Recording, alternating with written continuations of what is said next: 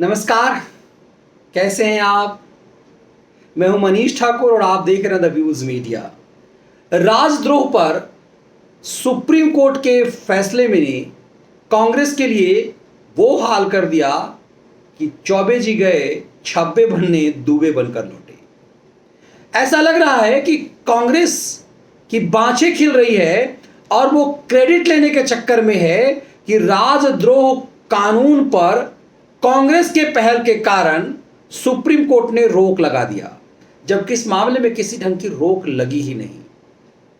जब यह फैसला आया कि राजद्रोह कानून तब तक के लिए रोक है जब तक सरकार इसकी समीक्षा नहीं करती, तब तक नई एफआईआर दर्ज नहीं होगी।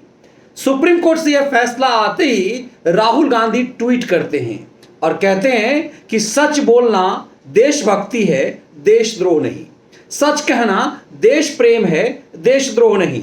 सच सुनना राजधर्म है, सच कुचलना राजहट है। डरो मत। राहुल गांधी ने यह ट्वीट किया, सुरजेवाला वीडियो आकर के अपनी वीडियो वाइट दे करके गए। दरअसल सुप्रीम कोर्ट में इस याचिका पर वकालत कर रहे थे सोनिया गांधी के कपिल सिब्बल, वही सिब्बल जिन्होंने इस देश में राम मंदिर के खिलाफ सुप्रीम कोर्ट में मुहिम चलाया, वकालत करी बाबरी मस्जिद एक्शन कमेटी की, हर हाल में राम मंदिर ना बन सके इसका पुरजोर कोशिश किया। जस्टिस दीपक मिश्रा इस पर हियरिंग करने वाले थे, लेकिन यह दलील कि सुप्रीम कोर्ट इसे तब तक ना सुने जब तक चुनाव नहीं हो जाते। दरअसल 10 साल से टालते टालते से और टाला जा रहा था। सिब्बल का यही पहचान है। वही सिब्बल सुप्रीम कोर्ट में जिद किए हुए थे कि सरकार की कुछ ना सुनी जाए, अब इस मामले पर पूरी तरह से राजद्रोह कानून को खत्म कर दिया जाए।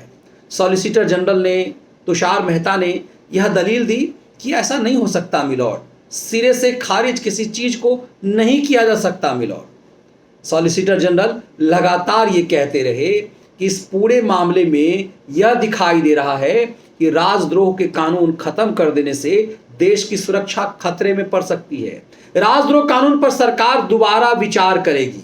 9 मई को दरअसल एक हलफनामा सुप्रीम कोर्ट ने दाखिल किया और कहा कि हम इस मामले में बदलाव चाह रहे हैं, हम इसमें सुधार चाह रहे हैं। हमने 1500 कानून ऑलरेडी बंद किए हैं। अंग्रेजों के जमाने का जो ये कानून है, ये 150 साल से ज्यादा पुराना जो ये कानून है, हम इस कानून में बदलाव लाना चाह रहे हैं। लेकिन कांग्रेस जो चाह रही है कि इसे पूरी तरह से खत्म कर दिया जाए, ऐसा नहीं होगा। सुप्रीम कोर्ट ने दरअसल सरकार के, मोदी सरकार के उसी फैसले पर मुहर लगाई है। दरअसल जिस चीज को लेकर के राहुल गांधी से भुना रहे थे कि हमने राजद्रोह का कानून खत्म कर दिया, सिब्बल पर इसी को लेकर के सुप्रीम कोर्ट ने फटकार लगाई और सिब्बल को कहा कि ज्यादा हवा में मत उड़िए। जैसे बच्चों को कहा जाता है ना, हवा में मत उड़ो, वैसे ही सिब्बल से सुप्रीम कोर्ट ने कहा कि ज्यादा हवा में मत उड़ो। ये बात सुप्रीम कोर्ट ने इसलिए कहा क्योंकि इस देश में 75 साल में लंबे समय तक, शुरुआत से लेकर के अभी 8 साल पहले तक कांग्रेस की सरकार थी या कांग्रेस के सहयोग से सरकार थी, और जो राजद्रोह के केस में जितना उत्पीड़न कांग्रेस के शासन काल में हुआ वही दिखाई दे रहा है। इंदिरा गांधी के दौर में तो जबरदस्त उत्पीड़न हुआ, इसीलिए सुप्रीम कोर्ट को सब पता था और जस्टिस रमणा ने इसीलिए कहा हवा में मत उड़िए। लेकिन इसे क्रेडिट लेने के लिए पूरा मनी लॉन्ड्रिंग के चैनल्स, खैरातियों का गैंग कूदने लगा, जो एक समय में इस राजद्रोह का सही मायने में दुरुपयोग कर रहे थे, लेकिन उनके खिलाफ कोई कार्रवाई नहीं हुई। आज कई पत्रकारों के खिलाफ कार्रवाई हो रही है और वो भी कांग्रेस शासित राज्यों से। तो इसीलिए सरकार ने यह कहा कि मुख्यमंत्रियों के ऊपर जब हमला होता है तो राजद्रोह का केस हो जाता है। सुप्रीम कोर्ट में सॉलिसिटर जनरल ने यह भी कहा, सबसे महत्वपूर्ण बात, कि राजद्रोह का सबसे घिनौना जो अभी हाल का मामला है वो नवनीत राणा से जुड़ा हुआ है। नवनीत राणा हनुमान चालीसा पढ़ना चाह रही थी, महाराष्ट्र सरकार ने उसके ऊपर राजद्रोह लगा दिया। कहा हम राय से राजद्रोह का विरोध करते हैं, इसीलिए हम चाहते हैं कि इसकी समीक्षा हो। दरअसल मोदी सरकार यही चाह रही थी। लगभग 1500 कानून रद्द कर चुके हुए अल्लाह बार बार प्रधानमंत्री यही कहते हैं कि इस देश पर जो बोझ बन चुके कानून हैं उसे रद्द किया जाना चाहिए। ये सही मायने में राजद्रोह कानून रद्द होना बहुत जरूरी था इस पे समीक्षा की लिहाज से, वरना कोई गहलोत सरकार किसी अमन चोपड़ा पे कर दे, हम जैसे पत्रकारों पे भी कर दे। इसलिए सरकार ने कहा नए सिरे से ऐसे मामले में कोई मुकदमा नहीं होगा, और मुझे लगता है कि सुप्रीम कोर्ट के इस फैसले का सम्मान किया जाना चाहिए और मोदी सरकार के इस दांव का भी, जिसमें 9 मई को हलफनामे में सरकार ने कहा कि वह कानून की समीक्षा करना चाहती है। केंद्र सरकार ने कहा कि अंग्रेजों के जमाने के करीब 1500 गैर जरूरी कानूनों को हमने निरस्त किया है, और सरकार के सर्वोच्च स्तर पर खुद प्रधानमंत्री नागरिकों के अधिकार को लेकर चिंतित हैं। ये सॉलिसिटर ने खुद कहा कि प्रधानमंत्री खुद चिंतित हैं। अब देखिए हलफनामा क्यों, इसीलिए सरकार ने समय मांगा कि इसको पूरा क्रेडिट हम केंद्र की सरकार और प्रधानमंत्री को दी जाए। सॉलिसिटर जनरल की तरफ से हलफनामे को याद की चर्चा करते हुए कहा कि इस राजद्रोह पर सरकार दोबारा विचार करेगी, लेकिन सरकार को इस बात का भी ध्यान रखना होगा, देखना होगा कि देश की एकता और अखंडता को बनाए रखने के लिए इस तरह के कानून जरूरी हैं। केंद्र सरकार ने कहा सुप्रीम कोर्ट में उसे सभी पहलुओं पर विचार करने का निर्णय लेने के लिए समय दिया जाए, तब तक सुप्रीम कोर्ट मामले की सुनवाई रोक दे। और जो सरकार ने चाहा वही हुआ, लेकिन सिब्बल कूद कूद के कह रहे थे रद्द कर दिया जाए, मिलॉर्ड रद्द कर दिया जाए, इस कानून को रद्द कर दिया जाए। इसको रद्द करने का अधिकार भी सुप्रीम कोर्ट को इसलिए नहीं थी कि 5 जजों की बेंच ने इसका उदाहरण दिया गया कि कैसे 1962 में केदारनाथ सिंह बनाम बिहार सरकार के मामले में 124A की समीक्षा उसे वैध करार दिया था सुप्रीम कोर्ट ने। इसीलिए सुप्रीम कोर्ट की ये बेंच ये काम कर ही नहीं सकती, 3 जजों की बेंच, क्योंकि 5 जजों की बेंच ने काम 1962 में किया और इसी 124A को वैध करार दिया है। इसीलिए सुप्रीम कोर्ट ने से सरकार ने कहा कि हम इसकी समीक्षा करना चाहते हैं कि कोई टुकड़े टुकड़े गैंग, कोई उमर खालिद जेएनयू में खड़ा होकर अफजल हम शर्मिंदा हैं तेरे कातिल जिंदा है का नारा नहीं दे। इससे सीधे तौर पर सुप्रीम कोर्ट की मानहानि होती है। ये सही मायने में राजद्रोह है, और कोई सीधे वार अगेंस्ट नेशन करे कि कश्मीर भारत का अंग नहीं है, उसके खिलाफ केस दर्ज हो। बिहार भारत का अंग नहीं, बंगाल भारत का अंग नहीं। इसीलिए सरकार ने इसकी समीक्षा की बात की है। दरअसल इस खेल से केंद्र सरकार ने राज्य के मुख्यमंत्रियों को पर को कतरने का काम किया है कि किसी नवनीत राणा के खिलाफ इसीलिए राजद्रोह करके एक महिला को आप प्रताड़ित कर दे जो मेंबर ऑफ पार्लियामेंट है। किसी पत्रकार को आप इस कदर पर प्रताड़ित कर दें कि वह संविधान के नियम कानून के तहत अपने चौथे स्तंभ की जिम्मेदारी लिहाज से सरकार के खिलाफ से सवाल नहीं करे। कमाल की बात यह है कि वो कांग्रेस कूदने लगी जिस कांग्रेस के दौर में खुलेआम राजद्रोह का खेल पत्रकारों के खिलाफ होता था। इंदिरा गांधी का दौर इसका सबसे बड़ा उदाहरण है।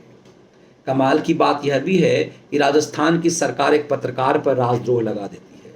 कमाल की बात यह है कि केजरी इस बात का इंतजार कर रहे थे कि उसके पास कब पुलिस आए कि कुछ लोगों को सैंत दें।